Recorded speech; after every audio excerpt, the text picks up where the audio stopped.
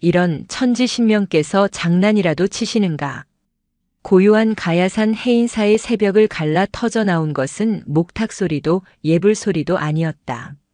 아직 해가 뜨려면 한참이나 남은 시간, 짙은 안개가 산봉우리를 휘감고 세상의 모든 소리를 집어삼킨 듯한 그 새벽녘 5살배기 동자승 묘지는 제 몸만 한 작은 빗자루를 들고 경내를 쓸고 있었다. 묘진에게는 너무나도 익숙한 일과였다. 그는 갓난쟁이 시절 이 해인사의 주지 무진 스님에게 발견되어 절에서 자랐고 산사가 곧 그의 세상 전부였다. 묘진의 작은 발걸음이 향한 곳은 대웅전 뒤편 수백 년은 좋게 되었을 법한 낡은 석불이 홀로 자리한 후미진 언덕이었다. 이 석불은 언제 누가 만들었는지 기록조차 남아있지 않았지만 오랜 세월 비바람을 맞으며 희미해진 미소는 되려 더 깊은 자비를 품은 듯했다. 묘진은 유독 이 석불을 좋아했다.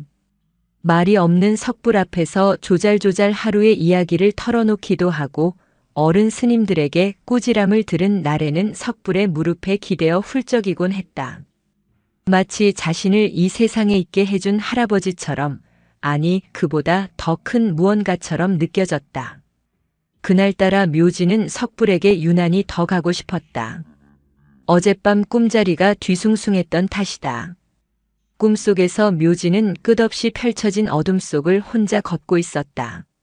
무섭고 외로워 한참을 울다가 잠에서 깼던 것이다. 새벽녘의 한기는 유독 뼈에 사무쳤다.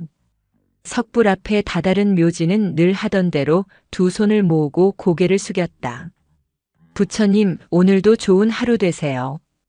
인사를 마치고 돌아서려던 그 순간 묘진의 귀에 아주 희미한 소리가 들려왔다. 처음에는 스산한 바람 소리인가 혹은 산짐승의 울음소리인가 했다. 그러나 소리는 끊어질 듯 이어지며 분명하게 묘진의 귀를 파고들었다. 마치 갓 태어난 아기 고양이의 울음소리 같았다. 묘진은 온몸에 털이 쭈뼛 서는 것을 느꼈다. 이 고요한 새벽 산사에, 이 깊은 절간에 이런 소리가 날 리가 없었다. 심장이 두근거렸다. 발끝에서부터 전해지는 한기 때문인지 아니면 알 수 없는 불안감 때문인지 묘진의 몸은 작은 떨림에 사로잡혔다.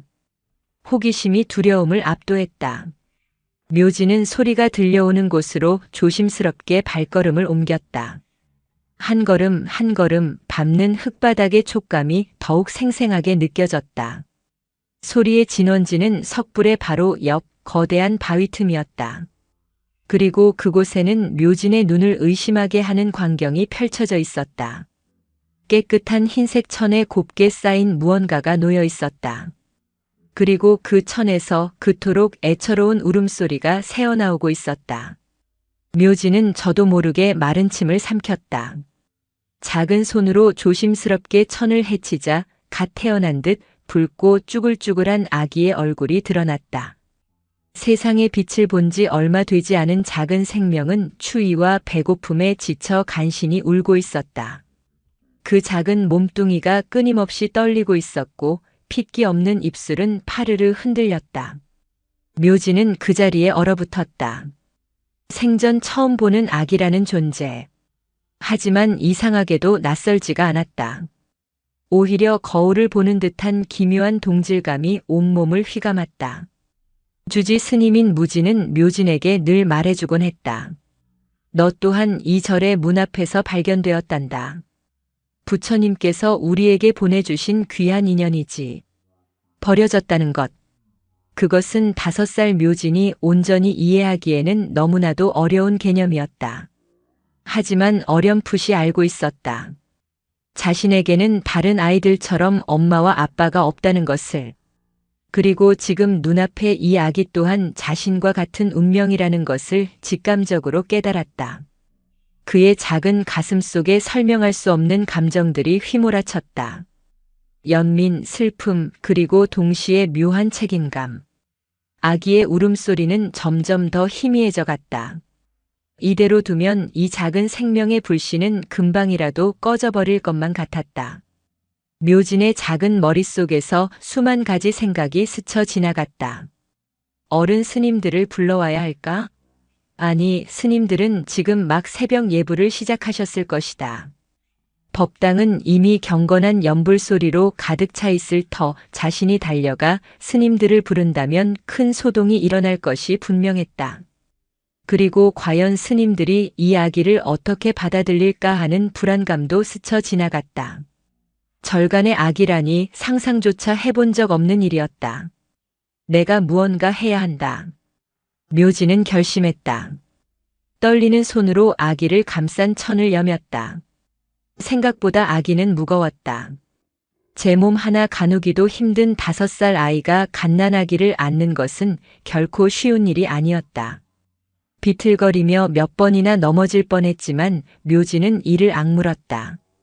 아기를 안은 작은 팔에 힘을 주자 신기하게도 아기의 울음이 조금 잦아들었다.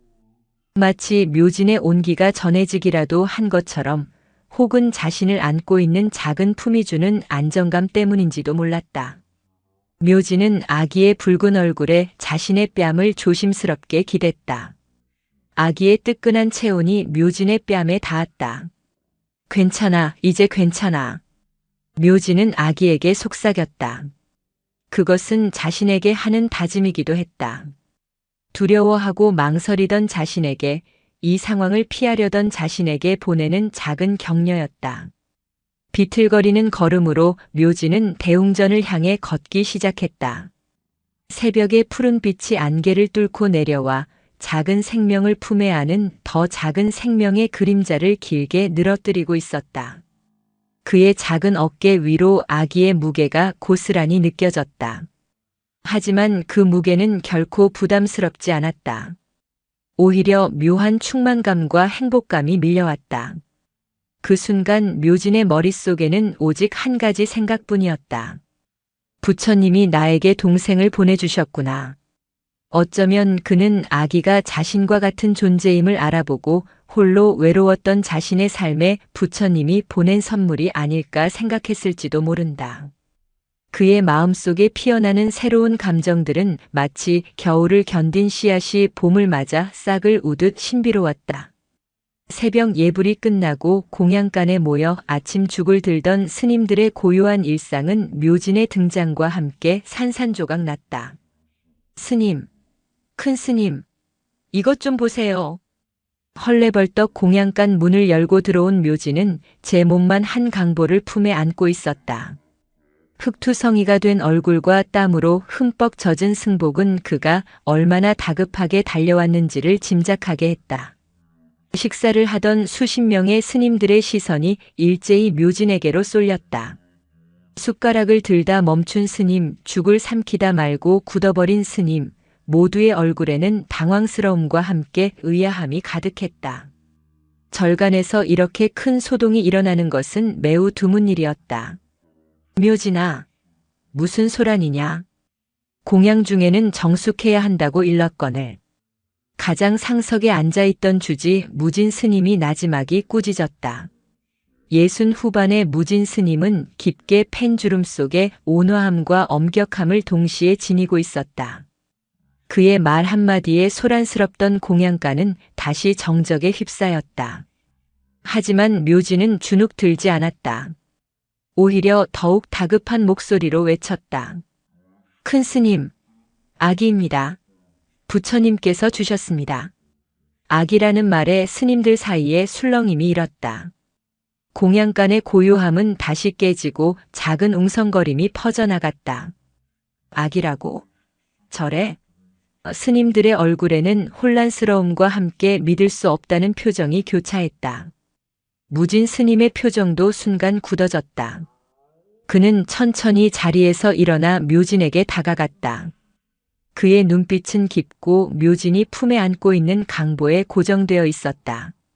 묘진이 조심스럽게 품에 안고 있던 강보를 내려놓자 그 안에 새근새근 잠들어 있는 갓난아기의 모습이 드러났다. 아기는 깊은 잠에 빠져 있었지만 작은 몸은 여전히 미세하게 떨리고 있었다. 아기의 연약한 존재감이 공양간을 가득 채웠다. 이 아이는 대체 어디서? 한 젊은 스님이 놀라움을 금치 못하고 물었다. 그의 목소리에는 경외감과 함께 알 수 없는 두려움이 섞여 있었다. 묘지는 의기양양하게 가슴을 펴며 대답했다. 대웅전 뒤편 석불 옆에 있었습니다. 추워서 울고 있었습니다. 제가 구해왔습니다. 묘진의 자랑스러운 대답에 공양가는 다시 찬물을 끼얹은 듯 조용해졌다. 상황을 파악한 스님들의 얼굴에는 각기 다른 감정이 스쳐 지나갔다. 경악감, 연민, 그리고 곤란함.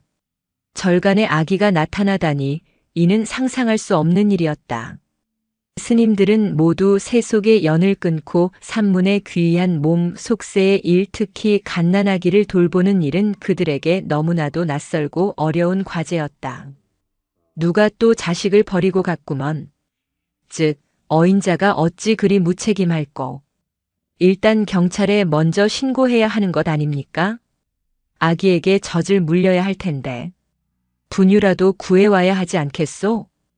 여기저기서 걱정 섞인 말들이 터져나왔다. 스님들은 모두 어찌할 바를 모르고 우왕좌왕했다. 그들의 얼굴에는 당혹감과 함께 해결할 수 없는 문제에 직면한 혼란이 역력했다. 그때 무진 스님은 아무 말 없이 아기와 묘진을 번갈아 바라보고 있었다. 그의 시선은 아기를 감싼 강보에 잠시 머물렀다. 값비싼 천은 아니었지만 정갈하게 세탁된 깨끗한 천이었다. 최소한의 양심 혹은 마지막 미련이었을까. 무진 스님의 뇌리에는 수십 년 전의 어느 새벽이 스쳐 지나갔다. 지금의 묘진처럼 강보에 쌓여 절문 앞에 버려져 있던 작은 생명. 그 아이가 바로 묘진이었다. 울지도 않고 그저 맑은 눈으로 자신을 빤히 쳐다보던 그 아기를 무진은 차마 외면할 수 없었다. 그리고 지금 역사는 반복되고 있었다. 버려진 아이가 또 다른 버려진 아이를 구해온 것이다. 무진 스님은 묘진의 머리를 쓰다듬으며 물었다. 그의 목소리에는 묘진에게만 전해지는 듯한 따뜻함이 실려 있었다. 묘진아, 아기를 보니 어떤 생각이 들더냐? 묘진은 잠시 고민하더니 해맑게 웃으며 대답했다. 제 동생 같습니다. 이제 외롭지 않을 것 같습니다. 그 순수한 대답에 무진 스님의 마음 한구석이 아릿해왔다. 늘 밝고 구김살 없어 보였지만 어린 묘진의 마음속에도 외로움이라는 그늘이 자리 잡고 있었던 것이다. 무진 스님은 묘진의 눈을 들여다보았다. 그 작은 눈 속에는 아기에 대한 순수한 애정과 함께 새로운 가족을 맞이하는 기대감이 반짝이고 있었다.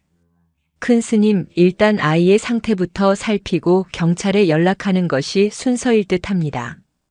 원주 스님이 조심스럽게 의견을 내놓았다. 가장 합리적이고 이성적인 판단이었다. 사찰은 아기를 키울 수 있는 곳이 아니며 그래서도 안 되었다. 절이라는 곳은 속세의 번뇌를 끊고 정진하는 곳이었기 때문이다. 속세의 짐을 짊어지는 것은 스님들의 본분이 아니었다. 하지만 무진 스님은 고개를 저었다. 그의 얼굴에는 깊은 번민의 그림자가 스쳐 지나갔지만 이내 단호한 결의가 깃들었다. 아니다. 잠시만 이대로 두자. 네. 큰 스님. 하지만 원주 스님이 당황하며 반문했지만 무진 스님의 눈빛은 단호했다. 그는 모든 스님들을 둘러보며 나지막하지만 힘있는 목소리로 말했다. 우리는 매일같이 자비와 인연에 대해 논한다. 부처님의 가르침을 얻기 위해 밤낮으로 경전을 읽고 수행에 정진한다. 그런데 보아라. 지금 우리 눈앞에 부처님의 가르침 그 자체가 현신했다. 무진 스님은 아기를 조심스럽게 안아들었다. 갓난아기는 그의 품 안에서 편안한 듯 작은 입을 오물거렸다. 그 작은 생명은 잠시 울음을 멈추고 평온한 잠에 빠져 있었다. 이 작은 생명은 우리에게 묻고 있다. 너희가 말하는 자비는 어디에 있느냐? 너희가 찾는 깨달음은 어디에 있느냐?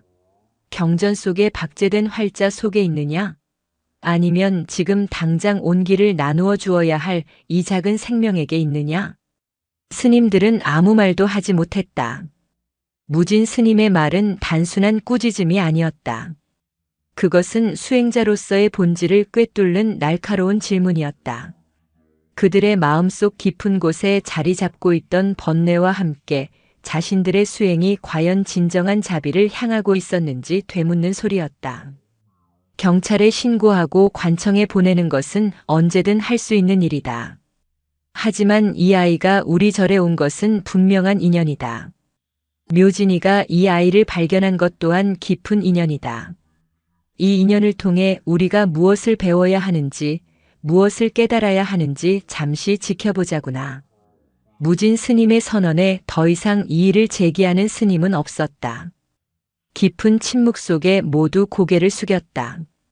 그들의 가슴 속에는 무진 스님의 질문이 묵직하게 파고들어왔다. 그렇게 이름 없는 갓난아기는 가야산 해인사에 머물게 되었다. 그 누구도 예상치 못했다. 이 작은 생명의 등장이 수십 년간 고요했던 산사에 얼마나 큰 파문을 일으키고 또 얼마나 깊은 가르침을 가져다 줄지를. 그날 이후 스님들의 수행은 경전이 아닌 갓난아기의 울음소리와 기저귀 속에서 시작되고 있었다. 산사에 아기가 머물게 된 첫날, 고요하기만 하던 해인사는 그야말로 아수라장이 되었다. 평생 목탁과 경전, 무건수행과 참선만을 알고 살아온 스님들에게 아기 돌보기는 화두를 깨치는 것보다, 아니 어쩌면 득도하는 것보다 더 어려운 난제였다. 아기는 언어를 몰랐다. 그저 온몸으로 자신의 상태를 표현할 뿐이었다. 배가 고프다고 울었고, 기저귀가 젖었다고 울었고, 잠투정으로 울었고, 때로는 아무 이유 없이 그저 심심하다고 우는 것 같았다. 그 작은 몸에서 터져나오는 울음소리는 가야산의 전기를 뒤흔들 만큼 우렁찼다. 그럴 때마다 스님들은 하던 일을 모두 멈추고 아기가 누워있는 방으로 허둥지둥 몰려들었다. 이제 막 경전 공부를 시작하려던 스님도, 붓글씨로 사경을 하던 스님도, 텃밭에서 물을 뽑던 스님도 모두 한마음으로 달려왔다. 하지만 수십 명의 스님들이 아기 주변을 빙 둘러싸고도 어쩔 줄을 몰라 했다. 그들의 얼굴에는 자비심과 당혹감이 뒤섞여 있었다. 아이가 배가 고픈가 봅니다. 어서 미음이라도 쑤어 먹여야 하지 않을까요? 공양간을 책임지는 나이 지긋한 스님이 걱정스러운 얼굴로 말했다. 아니, 이보시오. 갓난아기에게 미움은 너무 이르지. 젖을 먹여야 하는데. 한 젊은 스님이 불쑥 내뱉었다가 이내 얼굴을 붉혔다. 아니, 이 사람아. 우리 중에 젖이 나오는 사람이 어디 있단 말인가. 다른 스님의 핀잔에 모두가 멋쩍은 헛기침을 했다. 그들의 대화는 언제나 이런 식이었다. 탁상공론, 이론만 무성할 뿐 실질적인 해결책은 전무했다. 중생구제를 논하고 생명의 존엄을 설파하던 그들이었지만 정작 눈앞의 작은 생명이 겪는 가장 원초적인 고통 앞에서는 속수무책이었다. 결국 스님들 중 가장 발이 빠르고 세상 물정에 그나마 밝은 젊은 스님 하나가 부랴부랴 산 아래 합천 읍내로 내려가게 되었다. 무진 스님은 그에게 비상금으로 챙겨두었던 쌈짓돈을 쥐어주며 필요한 물품들을 꼼꼼히 적어주었다.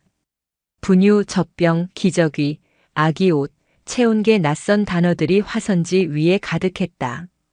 스님은 마치 중요한 임무를 받은 장수처럼 비장한 표정으로 산을 내려갔다. 몇 시간이 흐른 후 스님은 땀을 뻘뻘 흘리며 온갖 아기용품을 한가득 짊어지고 돌아왔다. 하지만 문제는 거기서 끝나지 않았다. 분유를 타는 법을 아는 사람이 아무도 없었던 것이다. 분유통에 적힌 깨알 같은 설명서를 들고 수십 개의 머리가 맞대어졌지만 갑론을박만 이어질 뿐이었다. 물의 온도는 어느 정도로 해야 하는가? 끓인 물을 식혀야 하는가? 아니면 미지근한 물을 데워야 하는가? 분유는 몇 스푼을 넣어야 정확한 양인가? 깎아서 넣어야 하는가? 수북이 넣어야 하는가? 젖병은 쓰기 전에 소독을 해야 한다는데 끓는 물에 삶아야 하는가? 아니면 그저 깨끗이 씻기만 하면 되는가? 그들의 토론은 마치 불교 경전의 난해한 구절을 두고 벌이는 학술 대회처럼 진지하고 치열했다.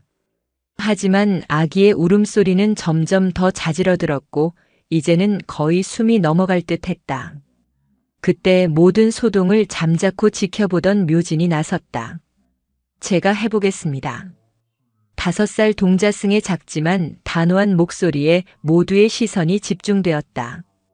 묘진은 고사리 같은 손으로 젖병을 받아들고는 마치 예전부터 수없이 해왔던 일인 양 익숙하게 분유를 타기 시작했다. 주전자에 담긴 뜨거운 물과 찬물을 능숙하게 섞어 온도를 맞추고 분유를 정확한 양만큼 계량 스푼으로 떠서 넣었다. 그리고 젖병 뚜껑을 닫고 양손으로 비비듯 부드럽게 흔들어 분유를 녹였다. 마지막으로 자신의 손등에 우유를 한 방울 떨어뜨려 온도를 확인하는 것이었다. 그 모든 과정이 너무나도 자연스럽고 망설임이 없어서 지켜보던 스님들은 입을 다물지 못했다. 묘진아, 너는 어찌 그걸 아느냐? 무진 스님이 놀라서 묻자 묘진은 아무렇지도 않게 대답했다. 예전에 큰 스님 심부름으로 읍내에 갔을 때 아기 엄마가 이렇게 하는 것을 봤습니다. 무심코 본 광경을 잊지 않고 또렷하게 기억해낸 묘진의 총명함에 스님들은 혀를 내둘렀다.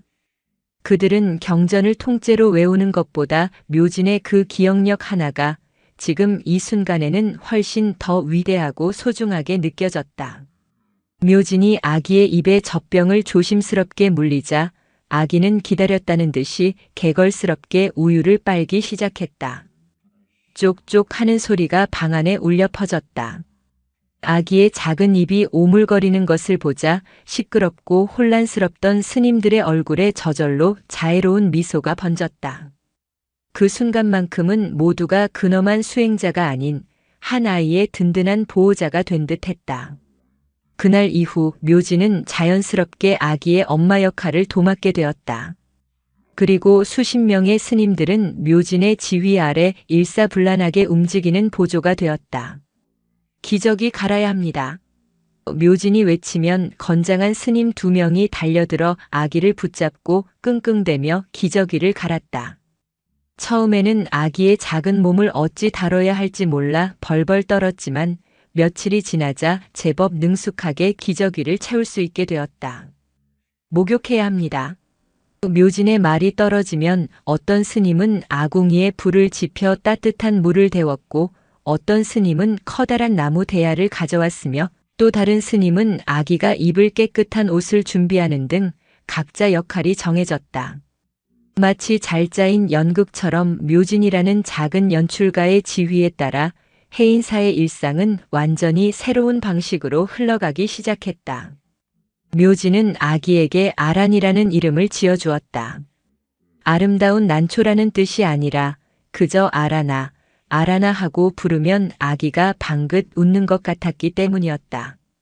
그 순수한 장명 이후에 스님들은 또 한 번 웃음을 터뜨렸다. 무진 스님은 이 모든 광경을 법당 처마 밑에 앉아 조용히 지켜보았다. 그의 얼굴에는 흐뭇한 미소가 걸려 있었지만 눈빛은 그 어느 때보다 깊은 사유에 잠겨 있었다. 그리고 며칠이 지난 어느 날 그는 모든 스님들을 법당으로 불러 모았다. 스님들은 또 무슨 어려운 가르침을 주시려나 하는 생각에 긴장된 표정으로 자리에 앉았다. 모두에게 묻겠다. 지난 며칠간 우리는 무엇을 했는가? 무진 스님의 나지막한 질문에 한 스님이 조심스럽게 대답했다. 아기를 돌보았습니다. 그래, 아기를 돌보았다. 아기에게 밥을 주고 똥을 치우고 잠을 재웠다. 그것이 전부인가? 무진 스님의 되물음에 아무도 선뜻 대답하지 못했다. 그들은 그저 아기를 돌보는 육체적인 노동에만 골몰했을 뿐 그 행위의 의미에 대해서는 깊이 생각해 보지 못했던 것이다. 무진 스님은 법당 한쪽에 얌전히 앉아있는 묘진을 가리키며 말을 이었다. 저 아이를 보아라. 5살배기 묘진이는 우리에게 분유 타는 법을 가르쳐 주었고 기저귀 가는 법을 가르쳐 주었다. 우리 수십 명의 어른들이 평생 불도를 닦아왔다는 이 어른들이 아이 하나에게 매달려 쩔쩔매는 동안 묘진이는 묵묵히 제 할 일을 했다. 누가 스승이고 누가 제자인가? 스님들은 모두 고개를 숙였다. 뜨거운 부끄러움이 밀려왔다. 수십 년간 불도를 닦아왔고 수많은 경전을 독파했으며 깨달음을 얻기 위해 정진해왔지만 갓난아기 하나 제대로 돌보지 못하는 자신들의 무력함을 뼈저리게 깨달았기 때문이다. 그들의 지식과 수행은 현실의 작은 고통 앞에서 아무런 힘도 발휘하지 못했다. 무진 스님의 목소리는 더욱 낮고 무겁게 법당을 울렸다. 우리는 흔히 깨달음이란 어렵고 심오한 경전 속에 혹은 오랜 시간의 고된 수행 끝에 찾아오는 것이라 생각한다. 저 멀리 히말라야 설산이나 깊은 토굴 속에나 있는 것이라 여긴다. 하지만 진정한 깨달음은 바로 지금 이 순간 우리 발밑에 있다. 배고파 우는 아기에게 젖병을 물리는 그 순간에 바로 부처가 있고 더러워진 기저귀를 갈아주는 그 손길에 바로 자비가 있다. 그의 말은 마치 거대한 망치처럼 스님들의 머리를 내리쳤다. 그들은 지금까지 깨달음이라는 것을 너무나 거창하고 어렵고 비범한 것으로만 여겨왔다. 하지만 무진 스님의 말처럼 깨달음은 삶의 가장 평범하고 사소한 순간에 깃들어 있는 것이었다. 부처는 저 멀리 대웅전 법당 위에 금치를 하고 앉아 있는 존재가 아니다. 지금 내 도움이 필요한 바로 저 아기가 부처다.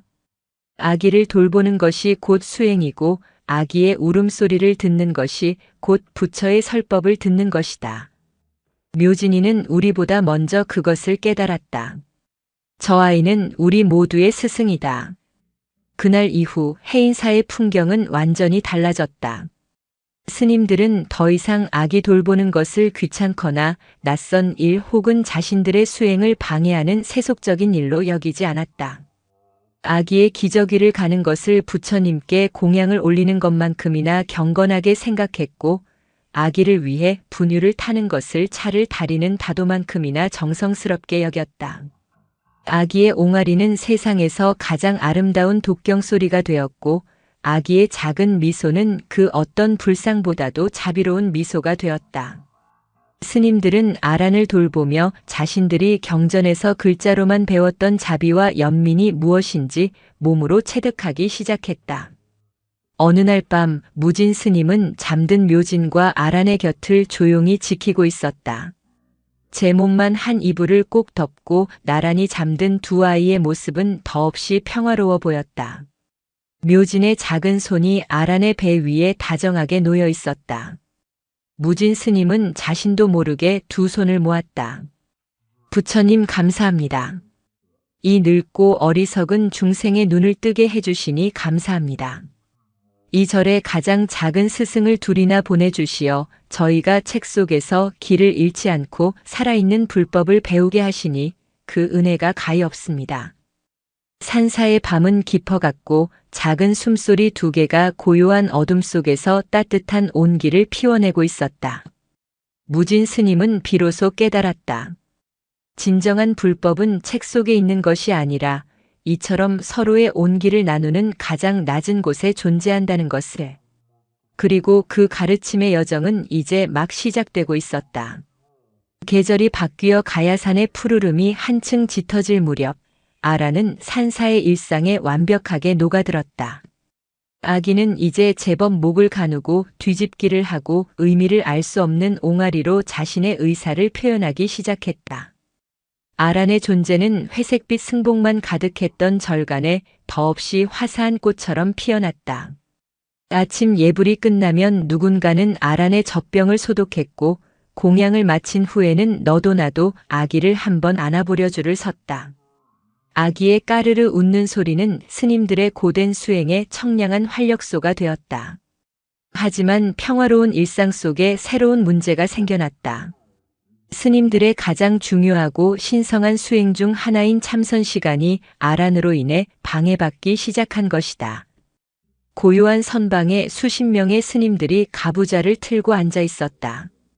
밖에서는 귀뚜라미 소리만이 유일한 소음인 깊은 정적의 시간. 모두가 자신의 내면으로 깊이 침잠에 들어가 끝없이 피어오르는 번뇌와 망상을 그저 지켜보고 흘려보내는 고요한 싸움에 몰두하고 있었다. 들이쉬고 내쉬는 숨결 하나하나에 온 정신을 집중하며 나라는 존재의 실체를 찾기 위한 숭고한 여정이었다. 하지만 그 숭고한 침묵은 언제나 아기의 울음소리 하나에 속절없이 깨지곤 했다. 으앙, 으아앙. 처음에는 작은 칭얼거림으로 시작된 소리가 이내 온 산이 떠나갈 듯한 우렁찬 울음소리로 변했다.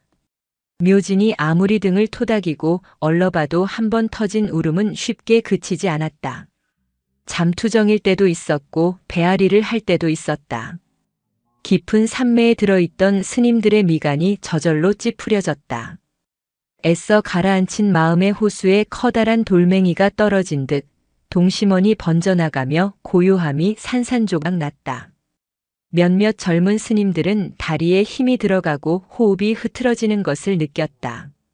아기의 울음소리는 마치 날카로운 송곳처럼 고막을 뚫고 들어와 애써 쌓아 올린 집중의 탑을 무너뜨렸다. 수행이 깊은 노스님들조차 실룩이는 눈썹을 감추기는 어려웠다. 며칠 동안 같은 상황이 반복되자 결국 불만이 터져나왔다. 참선 시간이 끝난 후 스님들 중 가장 계율을 중시하고 성정이 곧기로 소문난 현각 스님이 무진 스님을 찾아왔다.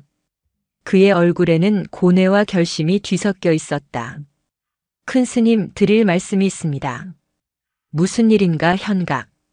저희가 어찌 아기를 외면하겠습니까? 아기를 돌보는 것이 수행이라는 큰 스님 말씀 또한 깊이 새기고 있습니다. 하오나 참선 수행만큼은 어렵습니다.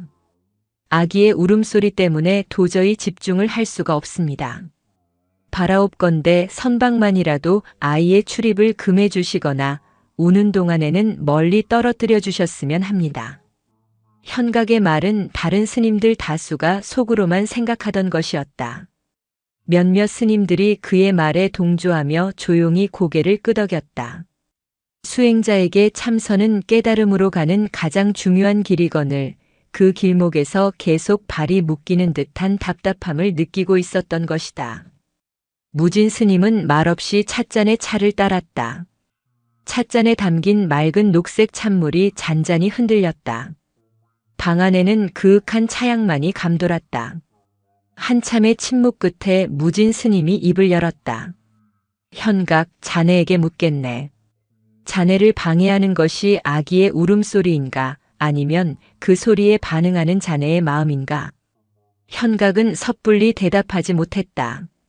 무진 스님의 질문은 단순한 물음이 아니라 그의 수행 전체를 꿰뚫어 보는 듯한 날카로움을 담고 있었다. 우리가 참선을 하는 이유가 무엇인가? 외부의 소리를 막고 귀를 닫기 위함인가? 아니지. 세상의 온갖 소리와 번뇌 속에서도 흔들리지 않는 마음의 중심을 잡기 위함이다. 파도가 친다고 바다를 탓할 것인가? 바람이 분다고 산을 탓할 것인가? 파도는 치게 두고 바람은 불게 두어야 한다. 그 속에서 굳건히 서 있는 것이 바로 수행이다. 무진 스님은 찻잔을 들어 한 모금 마셨다. 아기의 울음소리는 더없이 순수한 소리다. 거기에는 아무런 악의도 의도도 없다. 그저 배가 고프다, 잠이 온다, 불편하다는 생명의 가장 정직한 외침일 뿐이다. 그런데 그 소리를 시끄럽다, 방해된다고 규정하고 이름 붙이는 것은 누구의 마음인가? 바로 우리 자신이다. 우리는 아기의 울음소리를 듣는 것이 아니라 그 소리에 대한 우리 자신의 번뇌를 듣고 있는 것이다. 무진 스님의 말은 조용했지만 그 어떤 죽빛 소리보다도 날카롭게 스님들의 마음을 파고들었다. 그들은 소리를 탓하며 자신의 번뇌를 외면하고 있었던 것이다. 지금까지 우리는 울음소리를 피해서 참선을 하려 했다. 이제부터는 울음소리를 가지고 참선을 해보아라. 울음소리를 가지고 참선을 하라니요? 어찌 그런? 현각이 이해할 수 없다는 듯 되물었다. 소음은 피해야 할 대상이지 수행의 도구가 될 수 없다고 생각했다.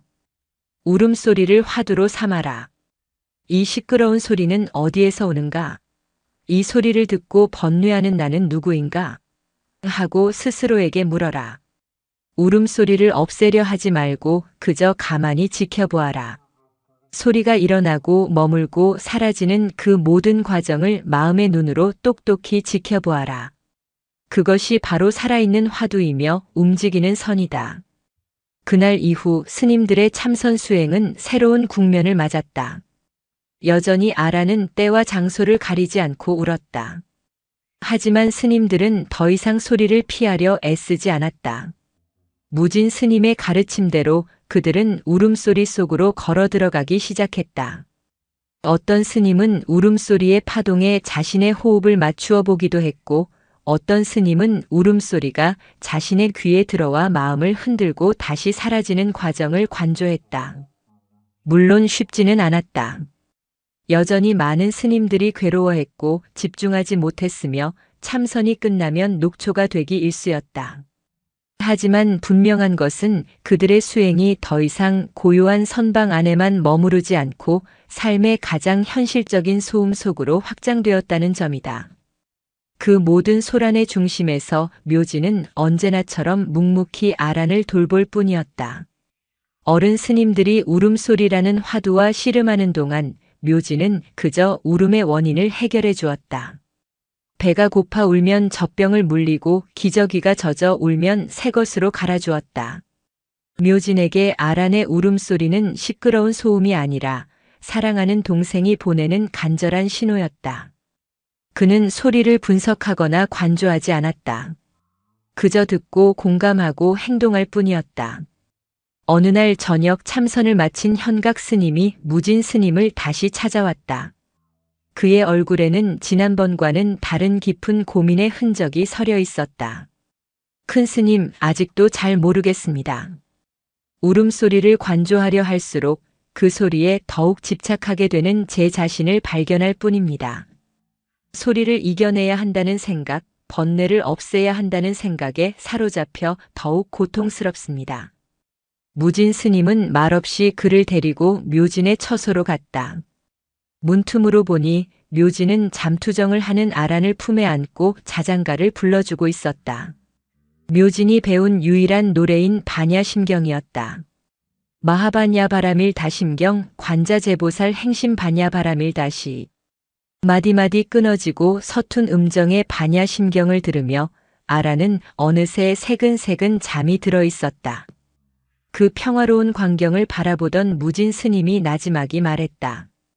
현각, 우리는 울음소리를 멈추게 할 방법을 찾으려 했지만 묘진이는 그저 아기를 편안하게 해줄 방법을 찾았을 뿐이다. 우리는 나의 수행을 지키려 했지만 묘진이는 아기의 평온을 지켜주려 했을 뿐이다. 누가 더 부처의 마음에 가까운가?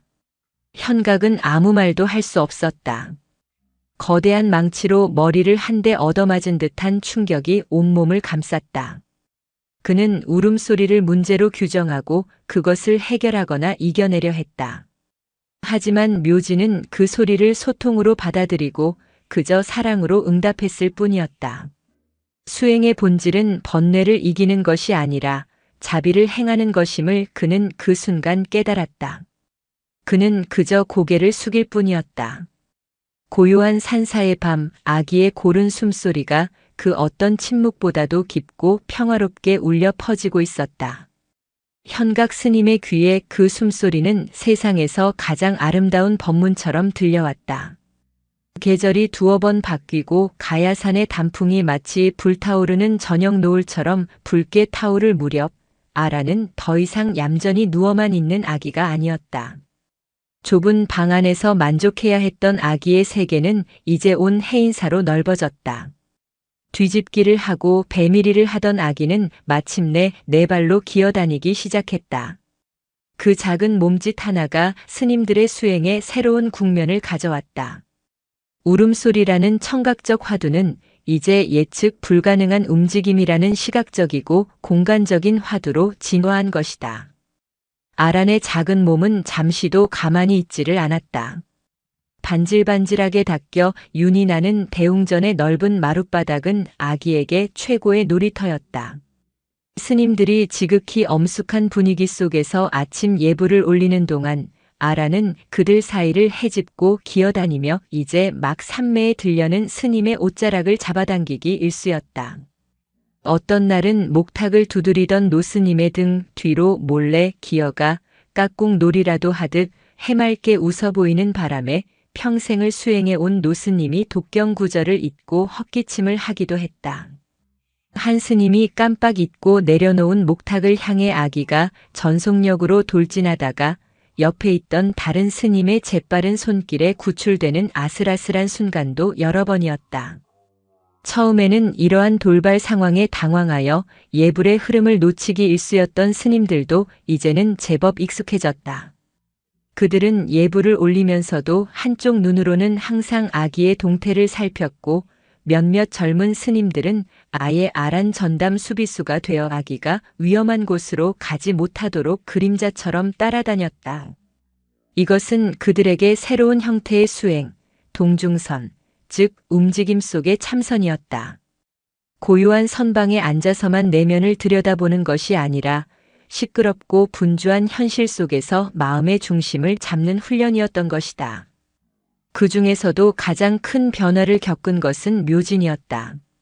아란이 기어다니기 시작하면서 묘진은 더 이상 아기를 품에 안고만 있을 수 없었다. 아란의 눈높이에 맞추기 위해 묘진 또한 엎드려 기어다니는 시간이 많아졌다. 5살 동자승과 갓 돌이 지난 아기가 대웅전 마루를 함께 엎드려 기어다니는 모습은 해인사를 찾는 신도들에게 작은 웃음과 함께 깊은 감동을 선사하는 명물 아닌 명물이 되었다. 둘은 함께 마루의 나뭇결을 손가락으로 따라가 보기도 하고 문틈으로 들어오는 한 줄기 햇살 속에 떠다니는 먼지를 잡으려 손을 뻗기도 했다. 그들에게 세상은 온통 신비롭고 새로운 탐험의 대상이었다. 그러던 어느 맑은 가을날 오후 아라는 자신의 작은 세상에 새로운 도전을 시작했다. 대웅전 마루 한가운데 놓인 육중한 기둥을 붙잡고 위태롭게 몸을 일으켜 일어서기 시작한 것이다. 포동포동한 작은 다리는 후들후들 떨렸고 금방이라도 넘어질 듯 위태로웠다. 하지만 아기는 포기하지 않았다. 쿵 하고 엉덩방아를 찍고 넘어져 서러운 울음을 터뜨렸다가도 이내 다시 기둥을 붙잡고 낑낑대며 일어서기를 반복했다. 그 장엄한 투쟁에 온 4차례 스님들이 숨을 죽였다. 마치 중요한 국가대표 경기를 관람하는 관중처럼 모두의 시선이 아기의 작은 몸짓 하나하나에 쏠려 있었다. 묘지는 아기의 맞은편에 쪼그리고 앉아 작은 두 팔을 벌리고 응원했다. 아란아, 이리 와. 옳지, 잘한다. 할 수 있어. 묘진의 목소리에 용기를 얻은 아란은 법당을 향해 첫 발을 내딛기 위해 안간 힘을 썼다. 하지만 기둥에서 손을 떼는 순간 중심을 잃고 다시 한번 엉덩방아를 찍고 말았다. 왕! 하고 터져나온 울음은 온 법당을 울렸다. 그러면 어김없이 묘진이 달려가 아기의 눈물을 닦아주고 등을 토닥여준 뒤 다시 기둥 앞에 데려다 놓았다. 이런 과정이 하루에도 수십 번씩 반복되었다.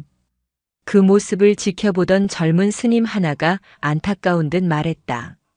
저리 넘어지고 아플 텐데 왜 저렇게까지 서려고 애를 쓰는 걸까요?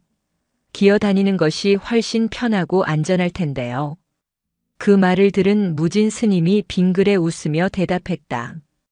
그의 목소리는 나른한 가을 햇살처럼 따사로웠다. 저 아이에게는 넘어진 나라는 생각이 없기 때문이다. 그저 서고 싶다는 순수한 마음만이 있을 뿐이지.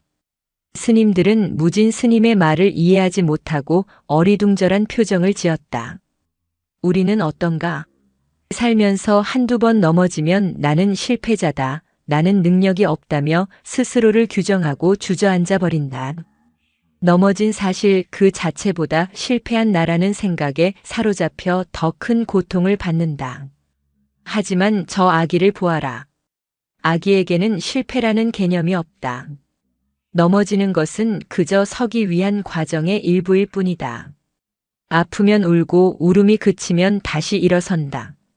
그뿐이다. 얼마나 단순하고 명료한가. 무진 스님은 묘진과 아란을 가리켰다. 또한 저 둘을 보아라. 묘진이는 아란에게 걷는 법을 가르치지 않는다. 그저 앞에서 기다려주고 넘어지면 일으켜 세워줄 뿐이다. 우리 또한 그러해야 한다. 깨달음은 누군가 가르쳐서 얻는 것이 아니다. 스스로 일어서고 넘어지는 수많은 과정을 통해 몸소 배우는 것이다. 우리가 할 일은 그저 상대가 스스로 일어설 수 있도록 묵묵히 지켜보고 믿어주는 것, 그것뿐이다. 그의 말에 스님들은 다시 아란의 걸음마 연습에 시선을 돌렸다. 이제는 그저 신기하고 귀여운 아기의 재롱이 아니었다. 그 작은 몸짓 하나하나가 살아있는 법문처럼 다가왔다. 넘어지고 울고 다시 일어서는 저 작은 생명의 몸짓 속에 삶과 수행의 모든 이치가 담겨 있는 듯 했다. 며칠이 더 지났다. 그날도 아란은 어김없이 기둥을 붙잡고 서서 맞은편의 묘진을 향해 발을 내디딜 준비를 하고 있었다. 모두가 숨을 죽였다. 아란은 마침내 기둥에서 두 손을 모두 떼었다. 그리고 한 발, 두 발 위태롭게 발을 옮기기 시작했다. 비틀비틀 금방이라도 넘어질 듯 아슬아슬했지만 아기는 필사적으로 균형을 잡으며 앞으로 나아갔다. 세 발, 네 발 마침내 아기는 묘진의 품에 와락 안겼다. 와! 지켜보던 스님들 사이에서 자신들도 모르게 환호성이 터져나왔다. 마치 자신의 일인 양 기뻐하며 박수를 쳤다. 묘진은 아란을 꼭 껴안고 마루를 대굴대굴 굴렀다. 아란의 얼굴에는 세상을 다 얻은 듯한 성취감과 기쁨의 미소가 가득했다. 그때였다. 묘진의 품에 안겨있던 아란이 무언가 새로운 목표를 발견한 듯 다시 몸을 일으켜 뒤뚱거리며 걷기 시작했다. 아기의 목표는 바로 무진 스님의 처소였다. 열린 문틈으로 보이는 선반 위에 놓인 청자빛깔의 오래된 항아리였다. 저것은 그 항아리는 해인사의 보물 중 하나로 고려시대에 만들어져 수백 년의 역사를 자랑하는 귀한 유물이었다.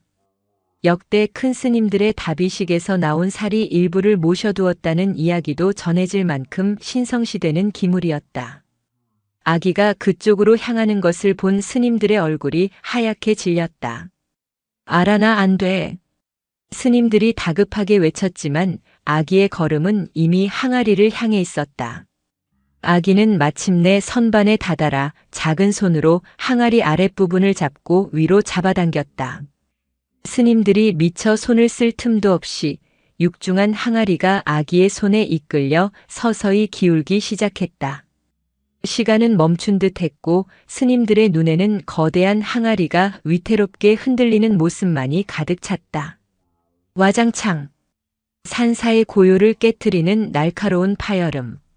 수백 년 된 청자 항아리는 제 무게를 이기지 못하고 바닥으로 떨어져 무수한 파편으로 조각나버렸다. 순간 절간에는 무거운 침묵이 흘렀다. 스님들은 눈앞의 광경을 믿을 수 없다는 듯 하얗게 질린 얼굴로 망연자실 서 있었다. 그들의 발치에는 영롱한 비색빛을 뽐내던 항아리가 아닌 날카로운 사금파리 조각들만이 흩어져 있었다. 사태의 주범인 아란은 갑작스러운 큰 소리에 놀라 울음을 터뜨리는 대신 오히려 재미있는 소리가 났다며 손뼉을 치고 있었다. 그 순진무구한 모습이 상황을 더욱 비극적으로 만들었다. 가장 먼저 정신을 차린 것은 사찰의 기물을 관리하던 노스님이었다. 그는 거의 울먹이는 목소리로 말했다. 저 항아리는 역대 조사님들께서 대대로 물려주신 사찰의 보물인데 이를 어찌한단 말인가. 그의 탄식에 다른 스님들도 안타까움과 당혹감이 뒤섞인 표정을 감추지 못했다. 누구도 아기를 탓할 수는 없었다. 하지만 수백 년의 역사가 한순간에 사라졌다는 상실감은 너무나도 컸다. 모두의 시선은 소리를 듣고 방 안으로 조용히 들어서는 무진 스님에게로 향했다. 그들은 주지 스님의 녹이 어린 질책 혹은 깊은 탄식을 예상했다. 그러나 무진 스님의 반응은 모두의 예상을 완전히 벗어났다.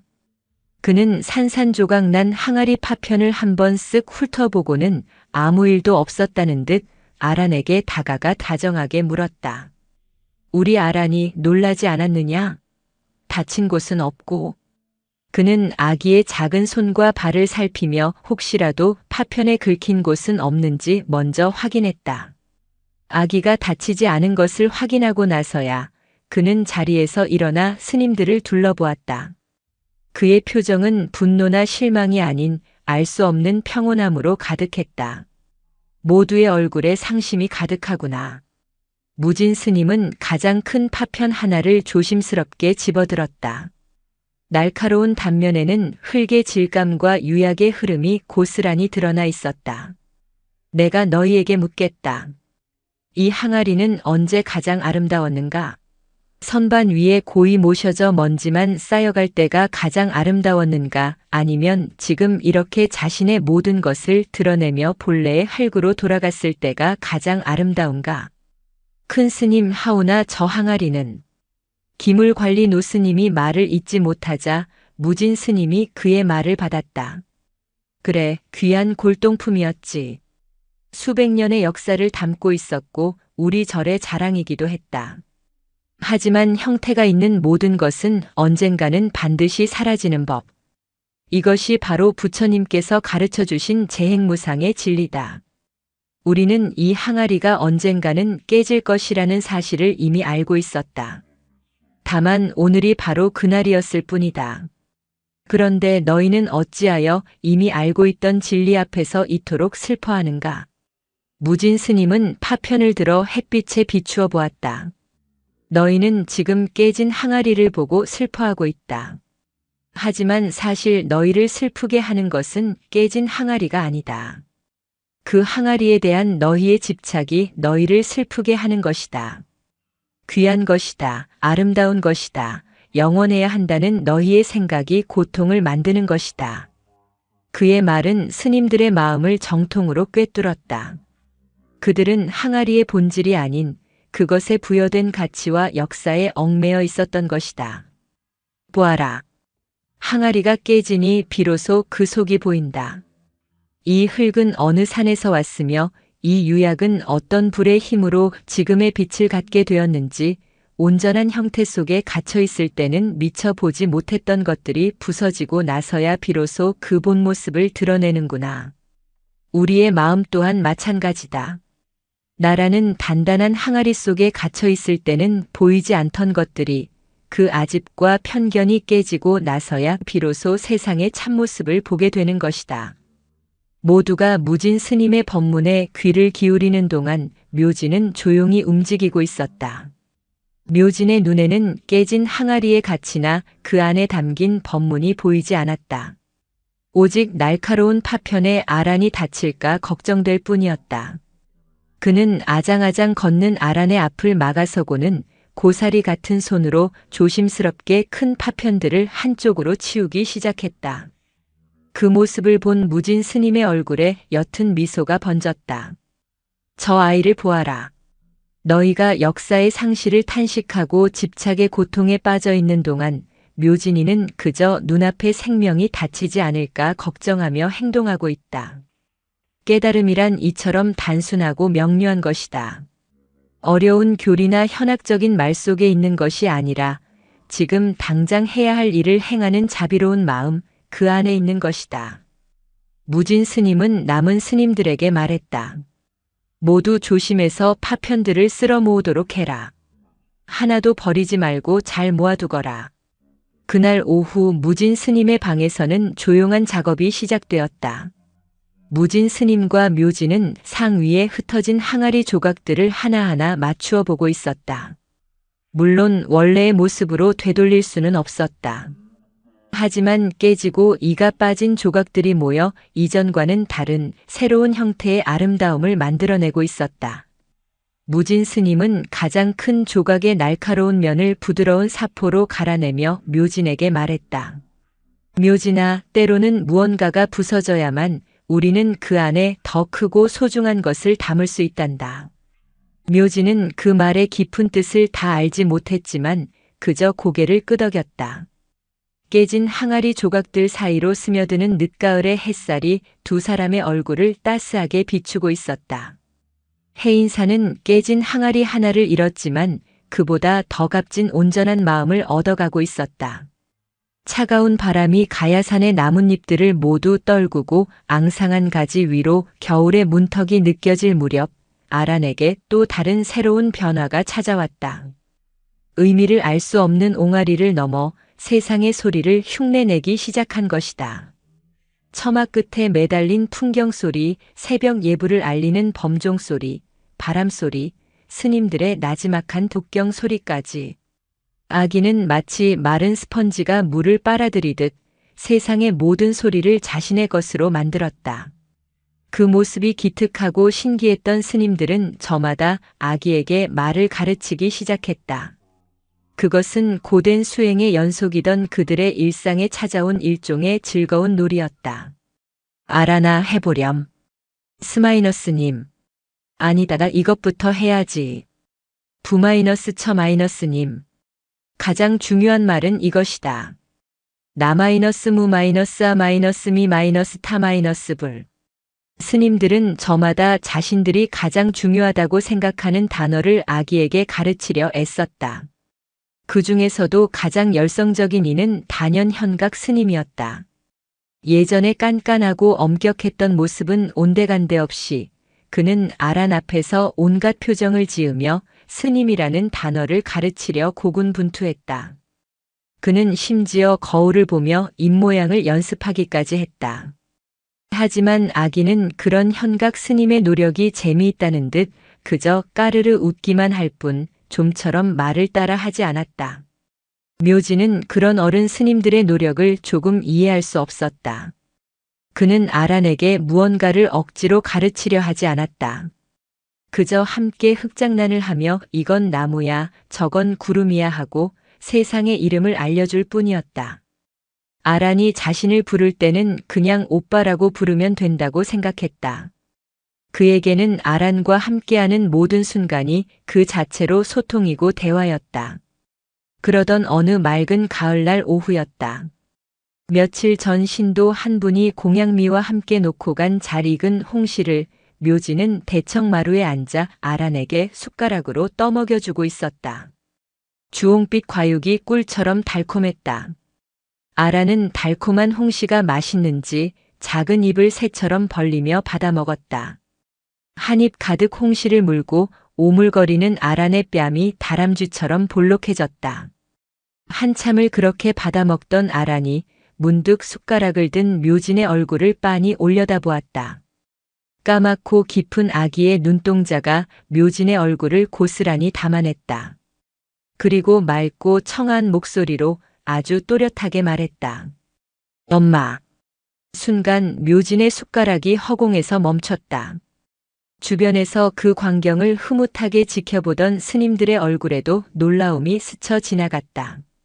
스님도 부처님도 심지어 오빠도 아닌 이 남자들만 가득한 산사에는 존재하지 않는 이름. 엄마. 묘지는 혼란스러웠다. 자신은 사내 아이였고 엄마라는 존재가 무엇인지 책에서 보았을 뿐 실제로 겪어본 적은 없었다. 자신을 낳아준 얼굴 모를 그 사람을 떠올려 보았지만 아무런 감흥도 그리움도 떠오르지 않았다. 그저 막연한 단어일 뿐이었다. 하지만 아란의 맑은 눈망울은 분명 자신을 향해 있었다. 그 눈 속에는 세상에서 가장 큰 믿음과 의지가 절대적인 사랑이 담겨 있었다. 묘지는 저도 모르게 가슴 한쪽이 뭉클해지며 뜨거운 무언가가 울컥 차오르는 것을 느꼈다. 스님들 사이에서는 작은 술렁임이 일었다. 아니, 저 아이가 어찌 엄마라는 말을. 남자아이에게 엄마라니 바로 잡아주어야 하는 것 아닙니까? 몇몇 스님들은 아기가 잘못된 단어를 배웠다고 생각하며 걱정스러운 눈빛을 보냈다. 어른으로서 수행자로서 잘못된 것을 바로잡아주는 것이 마땅한 도리라고 생각했다. 그 미묘하고 어색한 침묵을 깬 것은 어느새 다가온 무진 스님이었다. 그는 조용히 다가와 묘진의 옆에 앉아 아란의 머리를 쓰다듬으며 말했다. 우리 아란이가 세상에서 가장 아름다운 말을 배웠구나. 그리고는 스님들을 둘러보며 물었다. 너희에게 묻겠다. 엄마란 무엇인가? 여자라는 성별인가? 아니면 아이를 낳은 사람을 칭하는 이름인가? 스님들은 선뜻 대답하지 못했다. 그들이 알고 있는 엄마는 당연히 아이를 낳은 여자를 지칭하는 말이었다. 무진 스님은 묘진을 가리키며 말을 이었다. 아란에게 엄마는 밥을 주고 재워주고 아플 때 밤새 곁을 지켜주고 넘어졌을 때 일으켜주는 존재다. 아란은 지금껏 묘진이를 통해 그 모든 것을 경험했다. 아란은 엄마라는 이름의 껍데기를 본 것이 아니라 그 안에 담긴 자비와 헌신의 본질을 본 것이다. 아란에게 묘진이는 그 어떤 어머니보다 더 완벽한 엄마인 것이다. 무진 스님의 말은 스님들의 관념을 송두리째 뒤흔들었다. 그들은 엄마는 당연히 여자여야 한다는 고정관념에 이름과 형태라는 틀에 사로잡혀 있었다. 우리는 이름과 형태에 너무나 쉽게 얽매인다. 저것은 책상이고 이것은 찻잔이며 너는 스님이고 나는 주지라는 이름에 갇혀 산다. 하지만 그 이름표를 떼어내고 나면 무엇이 남는가? 본질만이 남는다. 부처님께 수천 개의 이름이 있지만 그 어떤 이름도 부처님 자체는 아니다. 이름은 단지 달을 가리키는 손가락일 뿐이다. 아라는 지금 손가락이 아닌 달을 바로 본 것이다. 무진 스님은 묘진의 작은 어깨를 부드럽게 감싸 안았다. 묘진아, 아란이가 너를 엄마라고 부르는 것을 부끄러워하거나 이상하게 생각하지 말거라. 그것은 내가 아란에게 얼마나 큰 사랑을 베풀었는지에 대한 가장 순수한 찬사이며 너의 수행이 얼마나 깊어졌는지를 보여주는 증거다. 묘진은 큰 스님의 따뜻한 말씀에 눈시울이 붉어졌다. 자신을 버리고 간 진짜 엄마는 모르지만 자신 또한 누군가에게 엄마가 되어줄 수 있다는 사실이 가슴 벅찬 감동으로 다가왔다. 그것은 슬픔도 외로움도 아닌 충만함이었다. 그날 이후 묘진은 아란이 자신을 엄마라고 부를 때마다 환하게 웃으며 대답해 주었다. 그래, 엄마여겠다. 그 모습을 보는 스님들 또한 더 이상 어색해하지 않았다. 오히려 그 광경 속에서 이름과 형상에 얽매이지 않는 진정한 관계의 의미를 되새겼다. 그들은 아란이 묘진을 부르는 소리를 통해 자신들이 얼마나 많은 고정관념과 편견에 갇혀 살았는지를 매일같이 배우고 있었다. 어느 날 밤 잠든 아란의 곁에 누운 묘진은 작은 목소리로 속삭였다. 아란아, 나도 엄마가 있었을까? 대답 없는 아기는 고른 숨을 내쉬고 있었다. 묘진은 아란의 작은 손을 꼭 잡았다. 엄마라는 단어의 의미를 그는 이제 머리가 아닌 가슴으로 이해하고 있었다. 그것은 자신을 낳아준 사람의 이름이 아니라 내가 지켜주고 사랑해야 할 존재를 부르는 가장 따뜻한 이름이라는 것을. 그리고 그 이름을 갖게 된 자신이 더없이 자랑스러웠다. 산사의 밤하늘에 별들이 총총히 빛나고 있었다. 해인사의 첫서리가 내리고 겨울 채비를 서두르던 늦가을 주말이었다. 곱게 물든 단풍을 보기 위해 절을 찾는 신도들의 발길이 잦아졌다. 신도들은 모두 한마음으로 아란을 귀여워했다. 특히 아이를 키우는 보살들은 올 때마다 아기 옷이나 장난감을 가져다 주곤 했다. 어느 날 인자한 미소의 한 보살이 아란의 손에 유난히 선명한 빨간색의 고무공을 쥐어주었다. 탱글탱글하고 손에 쥐기 좋은 크기의 공은 아란의 마음을 단숨에 사로잡았다. 아란에게 그것은 단순한 장난감이 아니었다. 생전 처음으로 가져보는 내 것이라는 개념의 시작이었다. 지금까지 절에 있는 모든 것은 모두의 것이었다. 목탁도 밥그릇도 심지어 묘진의 사랑조차도 다른 스님들과 나누는 것이었다. 하지만 이 붉은 공은 오롯이 자신만의 것이었다. 아란은 공을 잠시도 손에서 놓지 않았다. 밥을 먹을 때도 한 손에 꼭 쥐었고 잠을 잘 때도 품에 안고 잤다. 누군가 공을 만지려고만 해도 잔뜩 경계하며 품으로 끌어당겼다. 심지어 자신을 엄마처럼 돌봐주는 묘진이 공을 가지고 함께 놀아주려 해도 뺏길까봐 겁을 내며 좀처럼 공을 건네주지 않았다. 그 모습은 스님들에게 또 다른 관찰의 대상이 되었다. 생명의 가장 원초적인 소유욕. 그들은 경전에서 수없이 읽었던 탐욕의 씨앗이 저 티 없이 맑은 아이의 마음속에서 어떻게 싹트는지를 생생하게 목격하고 있었다. 그 작은 공 하나가 아란의 세계를 어떻게 바꾸어 놓는지, 어떻게 기쁨의 원천이 되었다가 동시에 불안의 근원이 되는지를 지켜보았다. 사건은 며칠 뒤에 일어났다. 아란이 대청마루에서 공을 가지고 놀다가 그만 손을 놓쳐 대굴대굴 굴러가 버렸다. 공은 마당을 청소하던 다른 어린 사미승의 발치에 가서 멈췄다. 아직 철이 없는 사미승은 예쁜 빨간 공을 보고 반가운 마음에 주어서 통통 튀기며 놀기 시작했다. 그 광경을 본 아란의 얼굴이 새빨갛게 변했다. 아이는 자기가 할 수 있는 가장 큰 목소리로 울음을 터뜨리며 사미승에게 달려들었다. 말을 제대로 할 수 없으니 그저 내놔. 내놔. 하는 듯한 괴성을 지르며 사미승의 다리를 때리고 핥히었다. 한 번도 본 적 없는 아란의 격렬한 모습에 사미승도 주변의 스님들도 모두 당황했다. 순하고 천사 같던 아기의 모습은 온데간데 없고 자신의 것을 지키기 위해 발버둥 치는 작은 짐승 같았다. 묘진이 달려와 아란을 말리고 사미승에게서 공을 받아주었지만 아란의 분노는 쉽게 가라앉지 않았다. 공을 되찾았음에도 불구하고 한참 동안 서럽게 울며 마치 세상에서 가장 소중한 것을 잃었다가 찾은 사람처럼 공을 품에 꼭 안았다. 그리고 자신을 놀라게 한 사미승을 원망스러운 눈으로 쏘아보았다. 그날 저녁 무진 스님은 묵언 수행 시간임에도 불구하고 스님들을 법당으로 불러 모았다. 그는 아무 말 없이 자신의 두 손을 펼쳐 보였다. 내 손에 무엇이 있는가? 아무것도 없습니다. 스님들이 대답했다. 그러자 무진 스님은 천천히 두 손을 말아 주먹을 쥐었다. 이제는 내 손에 무엇이 있는가? 역시 아무것도 없습니다. 한 스님이 마지못해 대답했다. 무진 스님은 굳게 쥔 주먹을 들어 보이며 말했다. 그렇다. 내 손은 펴나 쥐나 똑같이 텅 비어 있다.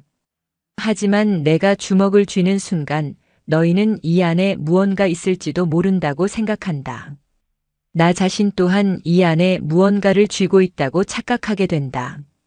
이것이 바로 소유욕의 본질이다. 스님들은 숨을 죽이고 그의 말에 귀를 기울였다. 세상 모든 것은 본래 주인이 없다. 저 가야산도 이 해인사도 너희가 입고 있는 옷과 손에 든 목탁도 심지어 너희의 몸뚱이마저도 잠시 인연에 따라 머물다 갈 뿐 영원한 내 것이란 존재하지 않는다. 하지만 우리는 내 것이라는 생각에 주먹을 꽉 쥐고 놓으려 하지 않는다.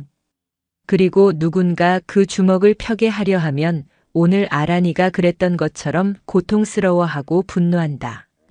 무진 스님은 아란의 빨간 공을 이야기했다. 오늘 너희는 아란의 모습을 보며 어리고 철이 없다고 생각했을지도 모른다. 하지만 스스로에게 물어보아라. 너희는 어떤가? 너희의 빨간 공은 무엇인가? 어떤 이는 자신이 쌓은 지식이 빨간 공일 수 있고 어떤 이는 사찰 내에서의 지위가 빨간 공일 수 있다. 또 어떤 이는 나는 올바른 수행자라는 자부심이 빨간 공일 수도 있다. 그것을 누군가 조금이라도 건드리면 아란이와 똑같이 마음속으로 울고 소리치고 있지는 않은가. 그의 말은 전곡을 찔렀다. 스님들은 모두 고개를 숙였다. 겉으로는 무소유를 실천하는 수행자였지만 마음속 깊은 곳에는 저마다 놓지 못하는 빨간 공 하나씩을 쥐고 있었음을 깨달았기 때문이다. 진정한 무소유란 아무것도 갖지 않는 것이 아니다.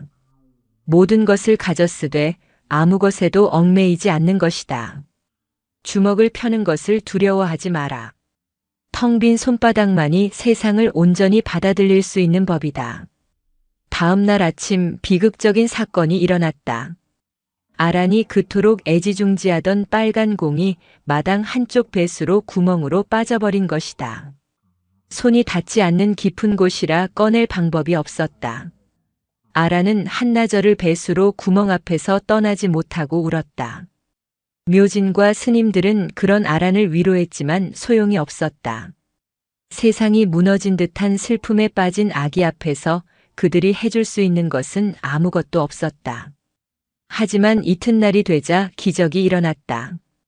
아란은 언제 그랬냐는 듯 마당에 떨어진 도토리 하나를 줍고는 그것을 새 장난감 삼아 즐겁게 놀고 있었다. 빨간 공에 대한 지독한 집착은 하룻밤 사이에 잊힌 것이다. 그 모습을 지켜보던 현각 스님은 조용히 자신의 처소로 돌아갔다.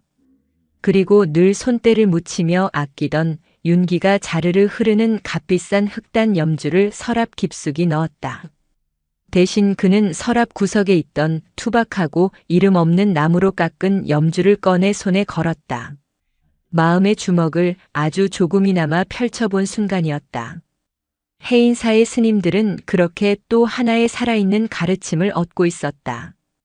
차가운 바람이 불기 시작하고 가야산의 나뭇잎들이 모두 제 몸을 땅으로 되돌려줄 무렵 해인사에는 큰 위기가 찾아왔다. 그 위기는 외부에서 온 것이 아니라 가장 작고 연약한 존재의 내부에서 시작되었다. 언제나 건강하고 활기찼던 아란의 몸이 불덩이처럼 뜨거워진 것이다. 처음에는 그저 작은 감기련이 생각했다. 늦가을의 쌀쌀한 바람에 잠시 한기가 든 것이라 여겼다. 스님들은 저마다 자신이 아는 민간요법을 총동원했다. 어떤 스님은 따뜻한 꿀물을 타서 먹이려 했고 어떤 스님은 얇게 썬 물을 머리에 얹어주기도 했다. 묘지는 밤새도록 물수건을 적셔 아기의 이마와 몸을 닦아주었다. 하지만 아란의 열은 좀처럼 내리지 않았다. 오히려 밤이 깊어질수록 산불처럼 더욱 거세게 타올랐다. 아기는 힘없이 축 늘어져 가쁜 숨만 몰아쉬었고 무엇을 먹여도 이내 토해냈다. 앵두 같던 입술은 바싹 마르고 하얗게 터졌으며 맑고 총명하던 눈은 초점을 잃고 흐릿해졌다. 평생 병치레라고는 모르고 살아온 산사의 스님들은 속수무책이었다. 경전 속의 글자들은 이런 현실적인 고통 앞에서 아무런 힘이 되지 못했다. 큰 스님, 아이의 몸이 식지를 않습니다. 이러다 정말 큰일 나는 것 아닙니까? 물수건으로 계속 닦아주어도 소용이 없습니다. 열이 펄펄 끓습니다. 스님들은 허둥지둥하며 안절부절 못했다. 그들의 얼굴에는 경전을 읽을 때의 평온함은 온데간데 없고 자식을 걱정하는 세속의 부모들과 똑같은 불안과 공포가 서려 있었다. 그들은 자신들이 그토록 멀리하고자 했던 생로병사라는 거대한 고통의 파도 앞에 맨몸으로 서 있는 듯한 무력감을 느꼈다. 특히 묘지는 거의 반쯤 정신이 나간 상태였다. 그는 한시도 아란의 곁을 떠나지 않고 작은 손으로 아기의 이마를 계속 쓸어주었다. 아기가 고통스럽게 신음할 때마다 묘진의 얼굴은 하얗게 질려갔다. 아란이 자신을 불렀던 엄마라는 이름의 무게가 5살 아이의 작은 어깨를 무겁게 짓누르고 있었다. 자신이 무언가 잘못해서 아기가 아픈 것만 같았다. 더 따뜻하게 입히지 못해서, 더 잘 돌보지 못해서 자신의 부족함 때문에 이 작은 생명이 꺼져가는 것만 같아 죄책감에 숨이 막혔다. 그 순간 스님들과 묘지는 뼈저리게 느끼고 있었다. 재행무상 마이너스 모든 것은 변한다. 생로병사 마이너스 태어나고 늙고 병들고 죽는다. 머리로만 알고 있던 부처님의 가르침이 얼마나 무섭고 현실적인 것인지를, 사랑하는 존재가 내 눈앞에서 힘없이 쓰러져 갈 수도 있다는 공포는 그 어떤 철학적인 사유보다도 더 직접적으로 삶의 본질을 파고들었다. 큰 스님, 이 밤중에라도 업고 산 아래 의원으로 달려가야 합니다. 마침내 현각 스님이 다급하게 외쳤다.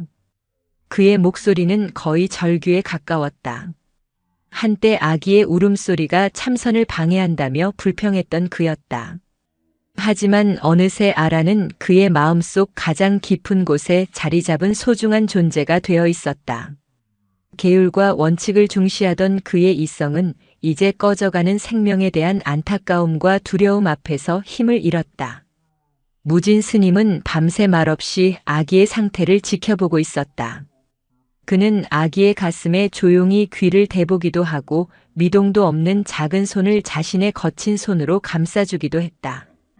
그의 얼굴에는 깊은 고뇌가 서려 있었지만 눈빛만은 흔들림 없이 고요했다.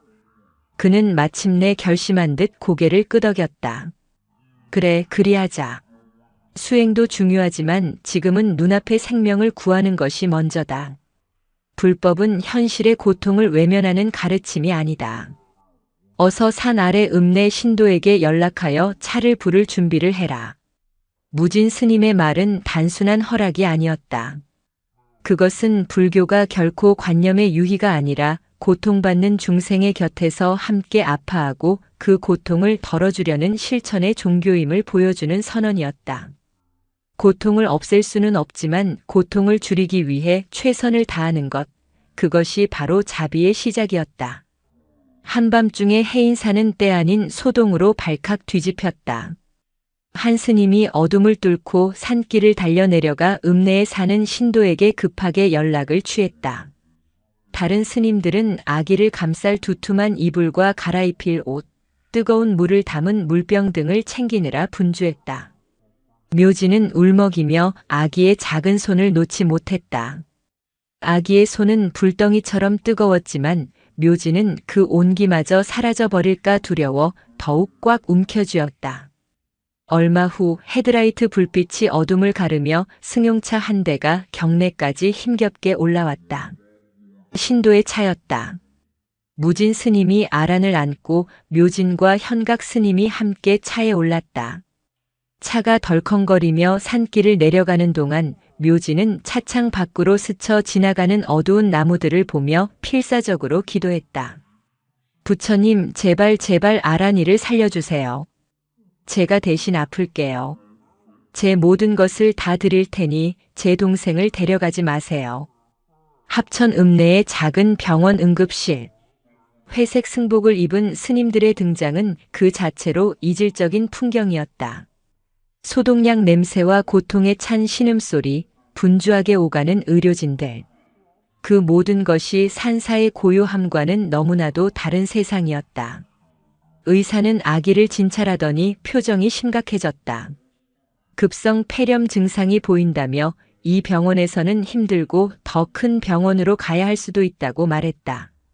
우선 해열 주사를 맞고 링거를 꽂은 아기는 병원 침대에서 색색거리며 잠들어 있었다. 묘진과 무진 스님, 현각 스님은 초조하게 복도 의자에 앉아 밤을 새웠다. 병원의 차가운 하얀 형광등 불빛 아래 그들의 얼굴은 유난히 더 지치고 수척해 보였다. 묘진은 무진 스님의 옷자락을 붙잡고 물었다.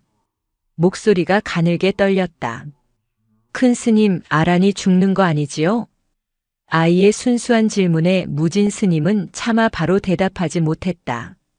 그는 묘진의 작은 머리를 쓰다듬으며 나지막이 말했다.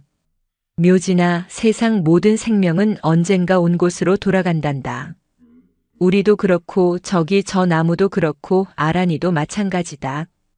그것이 부처님께서 알려주신 세상의 이치, 우리가 거스를 수 없는 흐름이다. 싫어요. 아란이 가면 안 돼요. 묘진이 결국 울음을 터뜨렸다. 억눌렀던 두려움과 슬픔이 한꺼번에 쏟아져 나왔다. 무진 스님은 우는 묘진을 조용히 안아주었다. 그래, 슬픈 일이지. 사랑하는 이를 떠나보내는 것은 세상에서 가장 슬픈 일이다.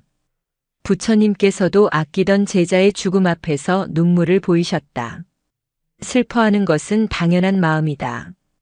하지만 묘진아, 두려워하지는 말거라. 두려움은 우리의 눈을 가리고 마음을 약하게 만든다. 우리는 그저 우리가 할 수 있는 최선을 다할 뿐이다. 아란이를 위해 기도하고 아란이가 편안할 수 있도록 곁을 지켜주는 것.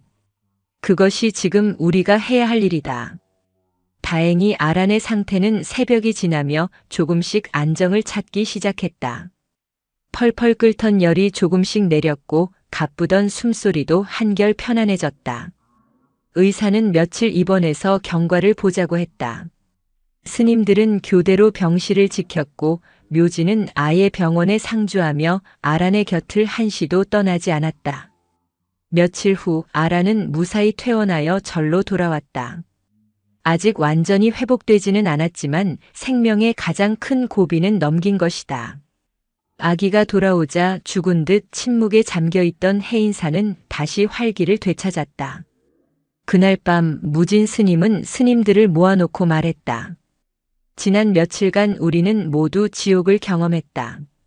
사랑하는 존재를 잃을지도 모른다는 공포, 그리고 아무것도 해줄 수 없다는 무력감. 그것이 바로 중생이 겪는 가장 큰 고통이다. 스님들은 조용히 고개를 끄덕였다. 며칠간의 경험은 그 어떤 고된 수행보다도 강렬한 가르침을 남겼다. 하지만 너희는 그 고통 앞에서 주저앉지 않았다. 밤새 아이를 간호했고 한밤중에 산을 달려 병원으로 갔다. 고통을 피하지 않고 고통 속으로 기꺼이 걸어 들어갔다. 그것이 바로 보살의 길이다. 우리는 고통 없는 삶을 위해 수행하는 것이 아니다. 고통 속에서도 자비심을 잃지 않는 법을 배우기 위해 수행하는 것이다. 아란의 열병은 너희의 교만과 나태를 모두 태워버리고 그 자리에 뜨거운 자비심을 남겨주었다. 그러니 아란의 병은 우리 모두에게 큰 가르침을 준 스승이었던 셈이다. 그의 말이 끝나자 시원한 밤바람이 열린 법당 문으로 불어왔다. 그 바람은 지난 며칠간 모두의 마음을 짓누르던 무거운 열기를 식혀주는 듯 했다. 묘진의 방에서는 아란의 고른 숨소리가 들려왔다. 묘진은 지쳐 잠든 아란의 옆에 누워 그 작은 생명의 온기를 느끼고 있었다. 살아있다는 것, 함께 숨 쉬고 있다는 것이 얼마나 큰 기적인지를 온몸으로 깨닫고 있었다. 위기를 넘긴 산사에는 이전보다 훨씬 더 깊고 단단한 평화가 내려앉고 있었다. 아란의 열병이 지나간 자리에 해인사에는 이전보다 더 깊은 평화가 자리 잡았다. 한바탕 큰 폭풍우가 휩쓸고 간 뒤의 고요한 아침처럼 스님들은 생명의 소중함을 온몸으로 깨달았고 하루하루를 더욱 경건하고 감사한 마음으로 보내게 되었다. 아란은 언제 아팠냐는 듯 다시 맑은 웃음을 되찾았고 묘지는 그런 아란의 곁을 그림자처럼 지켰다. 둘은 이제 단순한 동자승과 아기가 아닌 서로의 존재 없이는 하루도 상상할 수 없는 깊은 영혼의 동반자가 되어 있었다.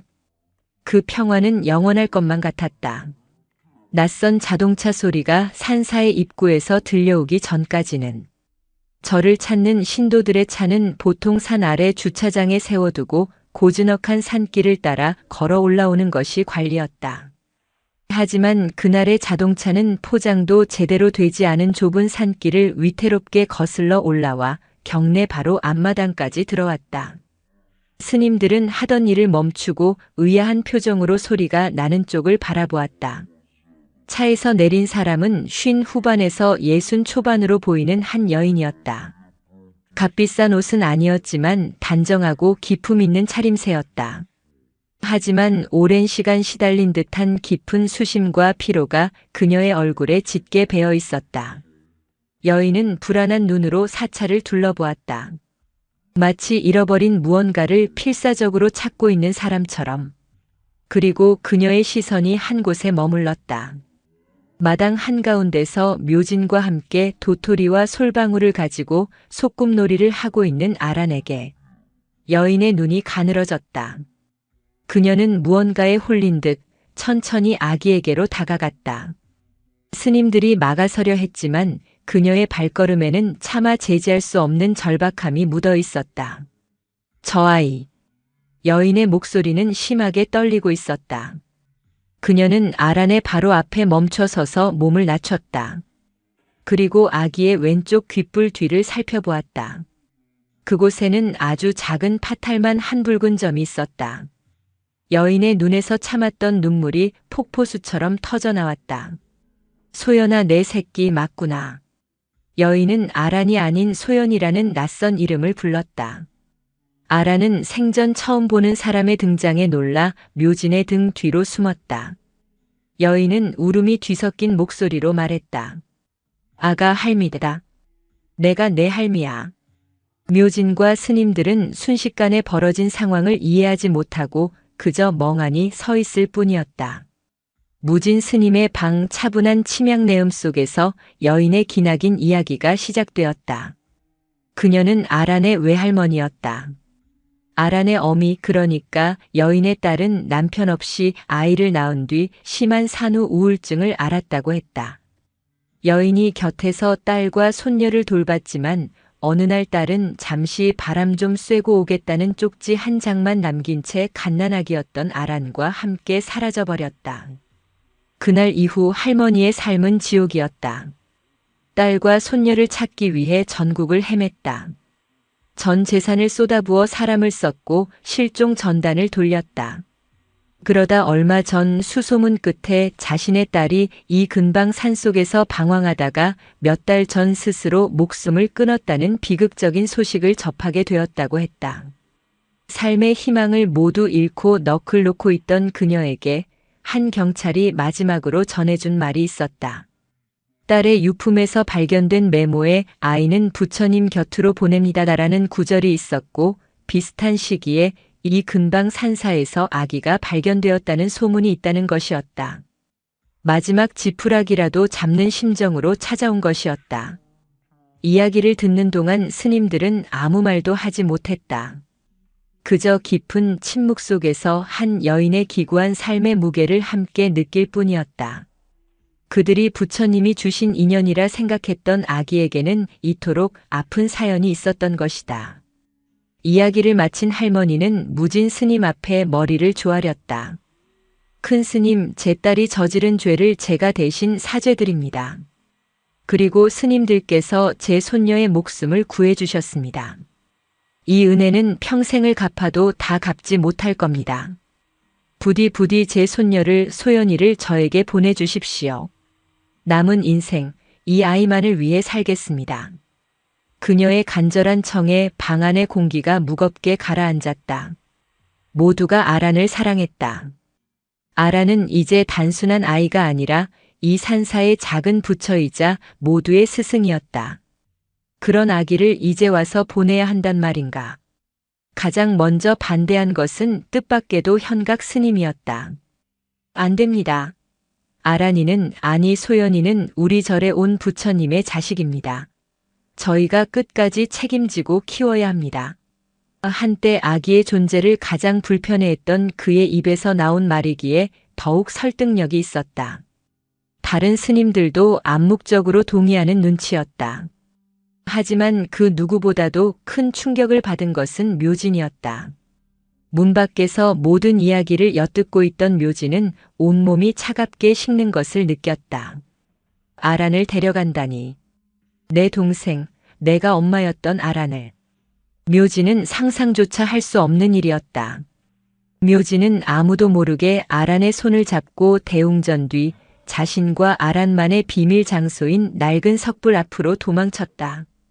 아란아, 아무 데도 가면 안 돼. 오빠랑 엄마랑 여기서 계속 사는 거야. 알았지? 묘진의 목소리는 필사적이었다. 아란은 아무것도 모른 채 그저 묘진의 얼굴을 보며 방긋 웃을 뿐이었다. 그날 밤 해인사에는 무거운 침묵이 흘렀다. 스님들은 저마다 깊은 번뇌에 빠졌다. 무엇이 진정 아기를 위한 길인가?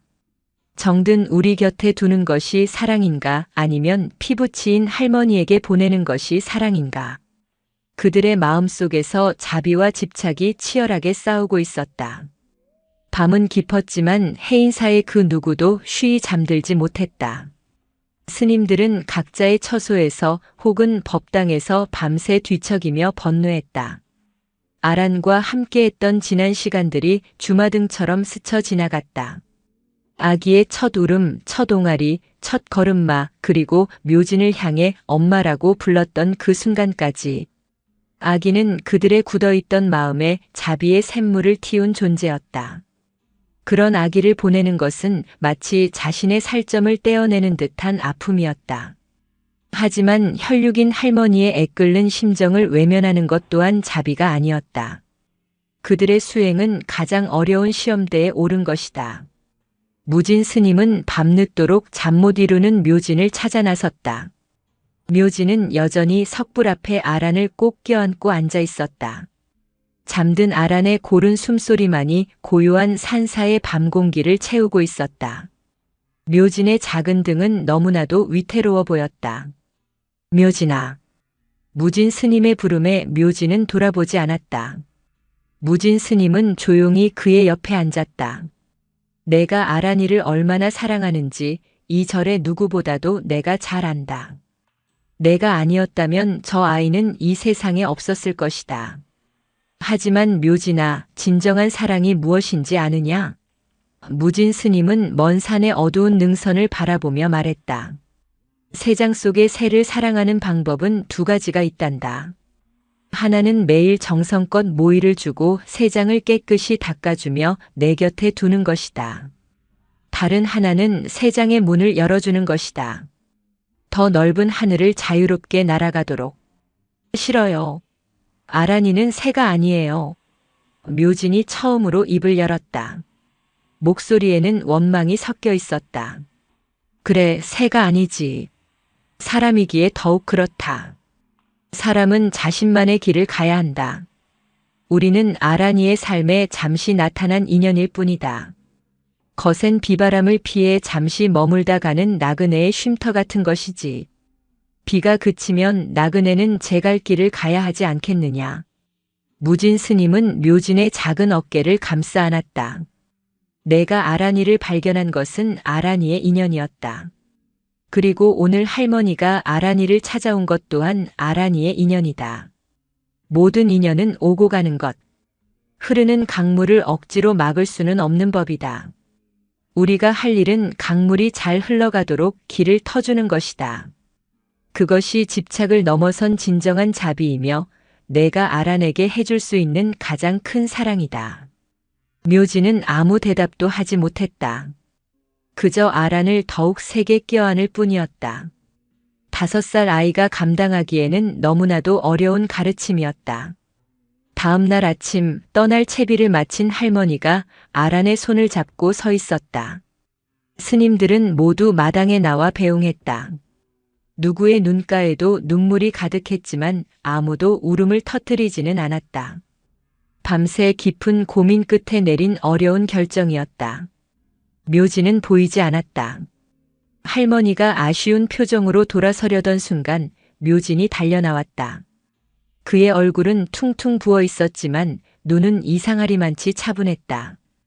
그의 손에는 밤새 깎은 듯한 투박한 모양의 작은 목각 불상이 들려 있었다. 묘진은 아란의 앞에 쪼그려 앉아 눈높이를 맞추었다. 아란아, 아니 소연아. 이거 가져가. 무서울 때, 엄마 보고 싶을 때 이거 꼭 쥐고 있어.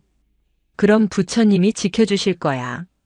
묘진은 목각 불상을 아기의 작은 손에 쥐어주었다. 그리고는 아란의 이마에 자신의 이마를 가만히 대었다.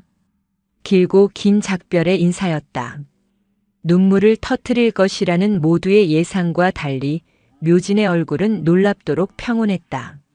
마치 작은 수행자가 가장 어려운 화두 하나를 깨친 듯한 모습이었다.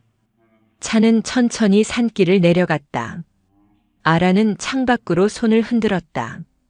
스님들과 묘진은 차가 보이지 않을 때까지 오랫동안 그 자리에서 손을 흔들어 주었다. 마침내 차가 시야에서 완전히 사라지자 묘진은 그 자리에 주저앉았다. 참았던 눈물이 그제야 터져 나왔지만 소리내어 울지는 않았다. 절간은 다시 예전의 고요함을 되찾았다. 하지만 그 고요함은 이전과 달랐다. 아기의 웃음소리와 울음소리, 뒤뚱거리던 걸음마 소리가 사라진 텅 빈 충만감.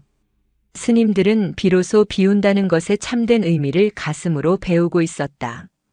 무진 스님은 홀로 서 있는 묘진에게 다가갔다. 이제 우리는 무엇을 해야 할까? 스스로에게 하는 듯한 질문이었다. 묘진은 눈물을 닦고 일어나 대웅전 뒤편의 낡은 석불을 바라보았다. 아란을 처음 발견했던 바로 그 자리였다. 그리고 아주 작은 하지만 단단한 목소리로 대답했다. 기다려야지요. 무엇을? 또 다른 바람이 불어와 부처님의 도움이 필요한 누군가를 이곳으로 데려다 줄 때까지요. 묘진의 대답에 무진 스님은 아무 말 없이 미소 지었다. 5살 동자승의 얼굴 위로 가을 하늘보다 더 깊고 푸른 깨달음의 빛이 서려 있었다. 산사의 시간은 그렇게 비움과 채움의 인연 속에서 또 한 번 깊어가고 있었다. 아란이 떠난 해인사에는 거대한 침묵이 내려앉았다. 그것은 단순히 소리가 없는 고요함이 아니었다. 모든 공간과 시간의 틈새를 비집고 들어와 존재 자체로 무게를 갖는 살아있는 침묵이었다. 스님들은 아기의 웃음소리가 사라진 공양간에서 밥을 먹었고 칭얼거림이 멎은 선방에서 참선을 했으며 뒤뚱거리며 옷자락을 잡아당기는 손길이 없는 법당에서 예불을 올렸다. 모든 일상은 예전으로 돌아왔지만 그 어떤 것도 예전 같지 않았다. 아란이라는 작은 존재가 차지했던 자리가 얼마나 거대했는지를 그들은 사무치는 허전함으로 매일같이 깨닫고 있었다. 그 공백을 가장 아프게 느끼는 이는 단연 묘진이었다. 아침에 눈을 뜨면 습관처럼 옆자리를 더듬었고 밥을 먹다 말고 자신도 모르게 잘 익은 반찬을 골라 허공에 내밀다 멈칫했다. 대웅전 마루를 쓸다가도 아란과 함께 기어다니던 나뭇결 앞에서 한참을 쪼그려 앉아 있곤 했다. 아란이 남기고 간 것은 텅 빈 방과 몇 벌의 작은 옷가지뿐이었지만 묘진의 세상 모든 곳에는 아란의 흔적이 배어 있었다. 묘진은 말을 잃었다. 원래도 과묵한 아이였지만 이제는 꼭 필요한 말이 아니면 입을 열지 않았다. 그 작은 가슴 속에서 어떤 폭풍이 몰아치고 있는지 스님들은 감히 짐작조차 할 수 없었다. 그저 안쓰러운 눈길로 묘진의 작은 등을 바라볼 뿐이었다. 특히 현각 스님은 묘진을 볼 때마다 남몰래 가슴을 쳤다. 그는 늦은 밤 홀로 법당에 앉아 참회 기도를 올렸다. 한때 아기의 울음소리를 탓했던 자신의 어리석음과 이별의 아픔을 오롯이 감내하고 있는 저 어린 동자승에 대한 미안함 때문이었다. 시간은 속절없이 흘러가야 산에 첫눈이 내렸다. 온 세상이 하얀 눈으로 뒤덮이자 해인사의 침묵은 더욱 깊어졌다. 겨울은 모든 것을 안으로 침잠하게 만드는 계절이었다. 묘진은 매일 아침 누구보다 먼저 일어나 경내에 눈을 쓸었다. 뽀드득 뽀드득 빚을 소리만이 새벽의 정적을 갈랐다. 그것은 묘진에게 주어진 소임이기도 했지만 동시에 그만의 수행 방식이었다. 흩날리는 눈송이 속에서 그는 쉼없이 빗자루를 움직였다. 머릿속을 가득 채운 아란의 얼굴, 아란의 웃음소리, 아란의 체온을 지우기 위해서가 아니라 오히려 더 선명하게 기억하기 위함이었다. 슬픔에 잠식당하지 않기 위해 그는 몸을 움직여 마음을 다스렸다. 하루는 무진 스님이 눈을 쓸고 있는 묘진에게 다가와 따뜻한 찻잔을 건넸다. 묘진아, 아란이가 그립구나. 묘진은 묵묵히 고개만 끄덕였다. 그리운 마음은 어디에서 오는 것 같으냐? 묘진은 한참을 생각하다가 작은 목소리로 대답했다. 제 마음속에서 오는 것 같습니다. 그래, 내 마음속에서 오는 것이다. 그렇다면 아란이는 지금 어디에 있는 것이냐? 먼 곳에 있느냐 아니면 내 마음속에 있느냐? 무진 스님의 질문에 묘진은 찻잔을 든 채 얼어붙었다. 한 번도 해보지 않았던 생각이었다. 아란이는 할머니를 따라 차를 타고 떠나갔다. 당연히 먼 곳에 있다고 생각했다. 하지만 아란을 떠올리면 금세 얼굴이 그려지고 목소리가 들리는 듯 했다. 슬픔과 그리움, 사랑의 감정은 분명 자신의 마음 안에서 생생하게 살아 움직이고 있었다. 묘진은 조심스럽게 입을 열었다. 제 마음속에 있습니다. 무진 스님은 온화하게 미소 지었다. 그렇다. 아란이는 떠났지만 아란이를 사랑했던 너의 마음은 조금도 사라지지 않고 내 안에 그대로 남아있다. 그러니 너는 아무것도 잃은 것이 아니란다. 오히려 너는 사랑하는 마음이라는 아주 귀한 보물을 얻은 것이다. 그 마음으로 세상을 보아라. 그리하면 세상 모든 것이 다르게 보일 것이다. 그날 이후 묘진에게 작은 변화가 생겼다. 그는 더 이상 슬픔에 갇혀 있지 않았다. 아침마다 대웅전 뒤편 석불을 찾아가 인사를 드리는 것을 잊지 않았고 마주치는 스님들에게 먼저 합장하며 맑게 웃어 보였다. 그의 미소는 어딘가 모르게 이전보다 더 깊어져 있었다. 어느 추운 겨울날 묘진은 공양간 뒤편에서 추위에 떨고 있는 작은 길고양이 한 마리를 발견했다. 녀석은 뼈만 앙상하게 남아 경계심 가득한 눈으로 묘진을 쏘아보고 있었다. 다른 동자승이었다면 돌을 던지거나 소리를 질러 쫓아버렸을지도 모른다. 하지만 묘진은 조용히 몸을 낮추고 고양이와 눈을 맞추었다. 그리고는 자신의 밥그릇에 담겨있던 따뜻한 밥을 조금 덜어 고양이 앞에 놓아주었다. 마치 배고파 울던 아란에게 젖병을 물리던 그 마음으로. 혹독했던 겨울이 지나고 가야산에 다시 봄이 찾아왔다. 얼었던 계곡물이 녹아 힘차게 흘렀고 앙상했던 나뭇가지마다 연두빛 새순이 돋아났다. 해인사에도 겨운에 쌓였던 무거운 침묵 대신 생명의 활기가 감돌기 시작했다. 스님들은 아란의 이야기를 더 이상 슬프게 하지 않았다. 대신 그 작은 아기가 남기고 간 수많은 가르침을 화두 삼아 대화를 나누었다. 아란은 떠났지만 아란이 남긴 가르침은 해인사 스님들 모두의 마음속에 살아 숨쉬고 있었다. 어느덧 아란이 떠난 지 꼬박 한 해가 지났다. 이제 6살이 된 묘진은 제법 의젓한 동자승의 태를 갖추게 되었다. 이른 새벽 묘진은 여느 때처럼 빗자루를 들고 경내를 쓸고 있었다. 아란을 처음 발견했던 그날처럼 산허리에는 짙은 안개가 자욱했다. 모든 것이 1년 전 그날과 닮아 있었다. 묘진은 대웅전 뒤편 낡은 석불 앞으로 걸어갔다. 지난 1년간 하루도 거르지 않고 인사를 드렸던 곳이다. 부처님, 오늘도 좋은 하루 되세요. 인사를 마치고 돌아서려던 그 순간, 묘진의 귓가에 희미한 소리가 들려왔다. 바람 소리도 산짐승의 울음소리도 아니었다. 아주 작고 애처롭게 낑낑대는 소리였다. 묘진의 심장이 쿵 하고 내려앉았다. 그는 홀린 듯이 소리가 나는 곳으로 다가갔다. 소리는 석불 옆 무성하게 자란 수풀 속에서 들려오고 있었다. 묘진은 조심스럽게 수풀을 헤쳤다. 그곳에는 아기가 없었다. 대신 다리에 놓인 덫에 걸려 피를 흘리고 있는 새끼 고라니 한 마리가 있었다. 고라니는 고통과 두려움에 찬 눈으로 묘진을 바라보며 가냘프게 울고 있었다. 1년 전이었다면 묘진은 놀라서 소리를 지르거나 어른 스님들을 부르러 달려갔을 것이다. 하지만 지금의 묘진은 달랐다. 그는 조금도 망설이지 않았다. 그는 조용히 새끼 고라니에게 다가가 몸을 낮추었다. 괜찮아. 괜찮아. 아프지 않게 해줄게. 마치 아란을 처음 안았을 때처럼 그는 자신도 모르게 속삭이고 있었다.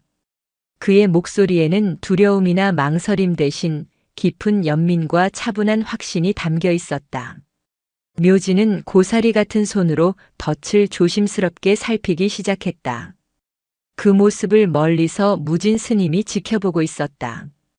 그의 얼굴에는 더없이 평온하고 깊은 미소가 번졌다. 아란이가 떠난 텅 빈 그 자리는 사라진 것이 아니었다. 그 빈자리는 묘진의 마음속에서 세상 모든 생명을 향한 자비심으로 더욱 넓고 깊게 채워지고 있었다. 하나의 인연이 떠난 자리에 또 다른 인연이 찾아와 자비의 가르침을 잇고 있었다. 해인사의 시간은 그렇게 비움으로 채워지고 채움으로 비워지며 자비의 숨결 속에서 영원히 흐르고 있었다.